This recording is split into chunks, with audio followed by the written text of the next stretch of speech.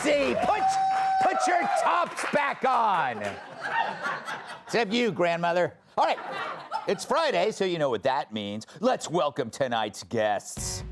He's married to another Dave, which saves on monogram towels. Host of the Rubin Report, Dave Rubin. He was voted sexiest man alive by Certified Public Accountants magazine. Fox News contributor Charlie Hurd. She's still full from the crouton she ate last week. New York Times bestselling author and Fox News contributor Kat Tipp.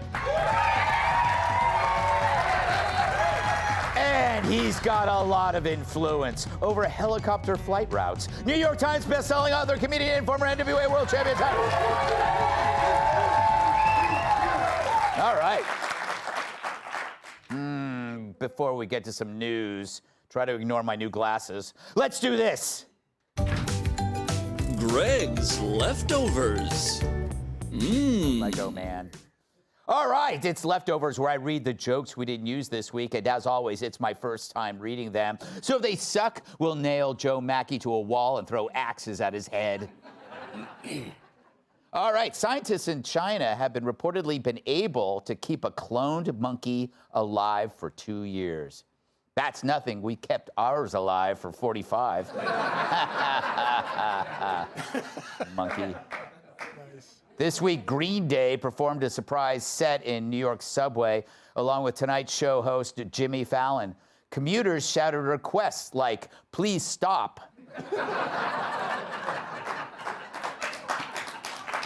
Yeah. A source in Hollywood said a movie about Harvard's plagiarizing former president Claudine Gay has Academy Award written all over it, though on closer inspection, it was in Gay's handwriting.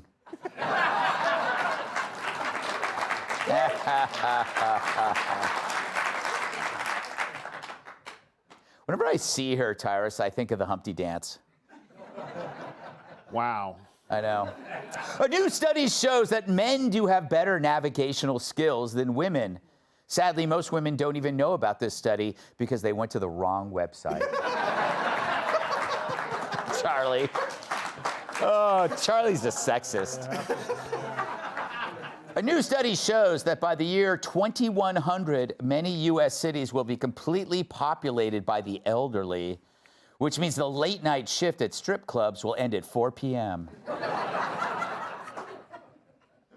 In a new court filing, the DOJ determined a white substance found on Hunter Biden's gun was likely to be cocaine, prompting Hunter to ask when he could get his gun back. He likes coke. Chinese scientists say they've created a new strain of coronavirus that kills by attacking the brain. Guess I'm safe, said one woman. Little. Thank you. Thank you. A woman went viral after revealing she makes 6 figures milking cows while wearing bikinis. Doesn't make any sense. Why would you make a cow wear a bikini? It's a little clean joke for the kids. A few Madonna fans have filed a class action lawsuit because she keeps starting her shows late. Although, to be fair, her face does arrive an hour early.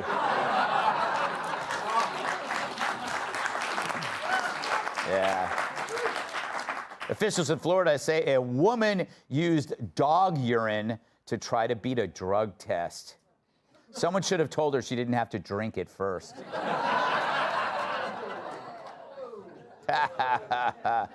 This week, Joy Behar said struggling members of Generation Z need to shut up and get a job.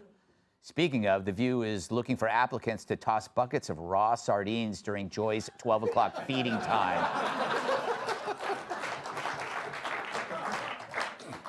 The board of Ben & Jerry's has demanded a permanent ceasefire in Gaza. After all, they prefer people to die slowly from obesity-related diseases. That one sticks. Some Target and Walmart stores are now locking up underwear and socks as part of a shoplifting crackdown, raising the question, who has to shoplift underwear and socks?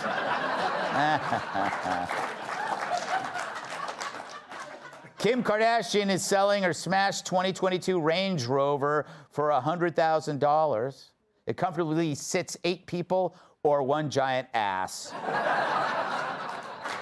The language we have here.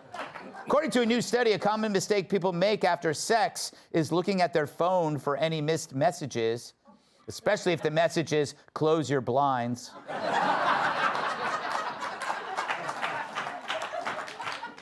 Hugh Hefner's iconic red velvet smoking jacket is going up for auction. Word. The lucky buyer will also receive gonorrhea.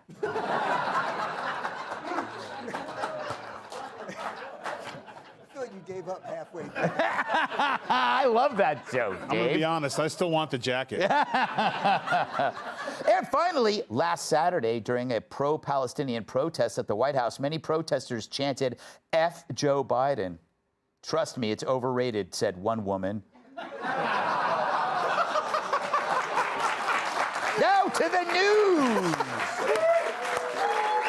Thank you. More applause. Is our Navy sinking with DEI thinking? It's time for... It's coming your way. Hey, hey. It's video of the day. Today's video of the day comes to us from Dr. Charles Chuck Barber, the ex-director of the Navy's Diversity, Equity, and Inclusion Programs. An old training video is resurfaced, and it's more disturbing than the top drawer of Larry Kudlow's nightstand. Barber may no longer be there, but the Navy still has a program dedicated to DEI, even as corporations and candidates are ditching this poisonous process like it's one of Jimmy Fallon's jackets. Wow. Very touchy. I know. Wow. Don't make fun of Jimmy's jackets. In fact, it's still up there on the Navy website. Watch how he explains DEI. What exactly is DEI? So let's just take a few seconds just to define those very briefly. Diversity, which is the presence of difference within our workforce. Equity, when you think about equity, you also need to think about equality, because those terms are often used interchangeably. So when you think about equality, which is the end state that we want to achieve, or the quality of outcomes, think about equity as the route that we take to get there. How do we assess those different barriers and access to information to ensure that we all have the equal access to that outcome that we want to achieve? Then inclusion is just creating that culture of belonging. How do we ensure that our entire workforce is able to thrive and develop in the current environment? What the hell was that? I mean, you said you were going to explain it in a few seconds. I have no idea what you just said, and you're the expert. It's like somebody poured a Zima all over ChatGPT's motherboard. In that mess of gobbledygook, he says, however, that equity is the path to equality, which is complete and utter. Equity is the opposite of equality. Equality is about opportunity. Equity is about outcomes. And if you control for outcomes, you eliminate opportunity. In short, equality is about the starting line where we all start with the same chance. Equity starts at the finish line where we all land in the same spot and work backwards. How easy is that? Equality is possible. Equity is impossible. Look at it this way. Equality is putting me and Tyrus into a wrestling ring and watching me die. Equity is putting me and Tyrus into a wrestling ring with me wearing an Iron Man suit equipped with laser guns and still watching me die.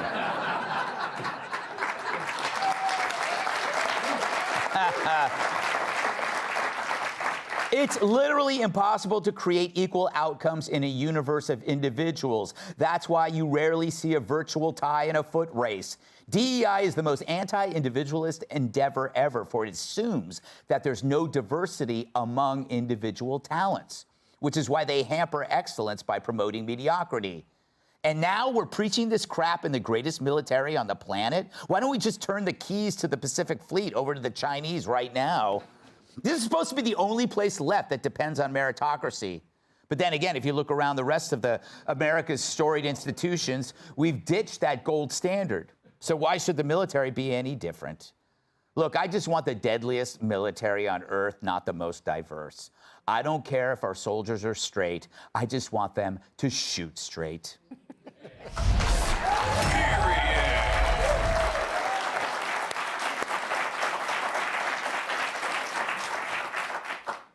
Dave, it's so weird because what we're seeing right now is everybody running from DEI. Even Democratic candidates are running from it, and yet this is still up on the Navy website. Does this scare you? Greg, I will talk about that, but can we talk about your glasses first? Yes. Because you look like a middle-aged lesbian poet.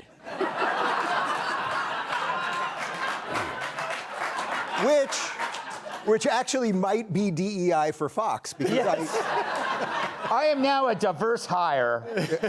I identify as, I don't even know the name. like a furry jacket and these big glasses, you know what I mean? You'd be in the lesbian poetry places. Yes. I'm thinking of now getting a few cats. But A little like Rosie O'Donnell, actually. Yes, I feel like Rosie O'Donnell in this show. Wow.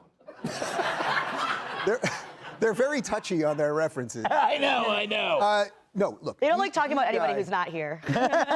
DEI is, as you laid out, it is the reverse of everything that America was founded upon, which of course is equality of opportunity. And nobody, the thing is, nobody in America cares about this stuff except the people that are bludgeoning us with it. And until we just get back to not caring about whether your doctor is black or white or your pilot is black or white, if we're going to care about that, we're going to have an awful lot of planes falling out of the sky, and we're going to have a lot of doctors that don't know how to perform surgery, and that would be problematic. But also, it'd be a lot of fun. It'd be like a Russian roulette, whatever, and everything you do. My theory, Charlie, is DEI is going to maintain its kind of survival by filling the spaces in the DEI departments with DEI hires. You see what I mean? It's the, what do you call it, the self-licking ice cream cone. Well, yeah, but you want it to be fun like on a college campus. That's where you can have fun. You know where you can't have fun? In the military. Yeah. And like your point is the most important one, which is, you know, the military was sort of like this holdout. Yeah. It never, it was all about mission. And could you perform the mission? And it was such a wonderful place because it wrung out all of the differences that humans like make up, because all that mattered was mission. And this guy, I mean, as you point out, my man here, he doesn't even know the actual definitional difference between equity and equality. And then he goes on to lie about how he claims that it helps everything. But this also goes to euphemisms. Euphemisms destroy anything that's important. The Department of Defense should go back to being the Department of War, so that everybody is clear that that's what this is about. That sounds so much better. Yeah, Department and it's also War. a war. It's a warning too that we're not doing this to like nation build. We're doing this to kill you. Yes. And remind everybody. I think everybody would be happy with it. If I were president, I would start the Department of War. Go back to it. It was originally the Department of War, and then somebody wanting euphemisms, wanting it to soften it down, decided to rename it Department of Defense. I'm going to trust you on that. That would be really funny if you made that up. You know, Kat, I'm okay with DEI at Old Navy, but I'm not okay with it. I'm not okay with it at our Navy. Oh, I got it. Our Navy. See what I did there? I went from old to our. Just changed 2 letters. You had it, Gutfeld. Yeah. Don't explain it. You had it. You won the day. Pat, please continue.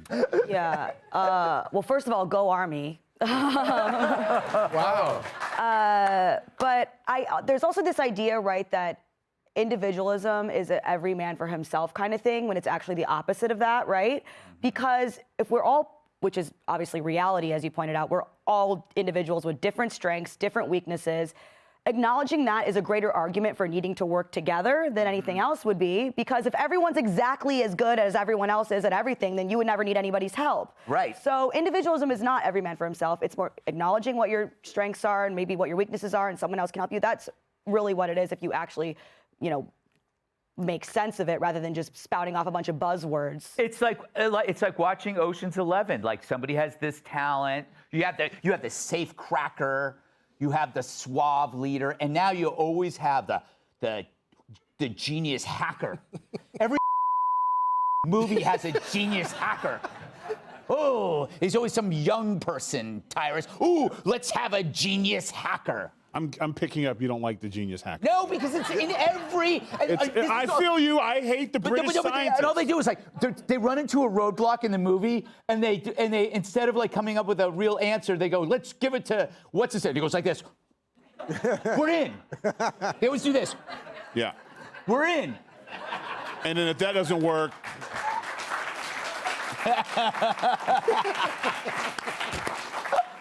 And if that doesn't work, the British scientists will solve it for you. Yes, exactly. No, have you heard British people talk lately? They're stupid. Yeah. But I always laugh at when you hear culture. We need to incorporate culture. Yeah. The Navy has a culture. It has a tradition. And you either get involved with it or you leave. I feel like the whole point of this is to keep unqualified people not fired. So you don't worry about doing the job. We just need the numbers to put you in there. Because can you just imagine you have a bunch of equity hires working the landing strip on the ship in a fog storm. You got missiles shooting at people. And Major Tom is like, ground control, I'm coming in hot. I got one engine left. Ground control, my pronouns are him, they, and her. Say it. No, my other engine's out, my other engine's out. Until you say my pronouns, boom! I'm the first to do it, so it's not my fault. I just killed one of our own crew members because he didn't have time to tell me my damn pronouns instead of doing my job. That's the really scary thing. I don't give a damn what color you are. All I care about is how competent you are. And that's what we should all care about. All right. Hey, Sean Hannity here. Hey, click here to subscribe to Fox News YouTube page and catch our hottest interviews and most compelling analysis. You will not get it anywhere else.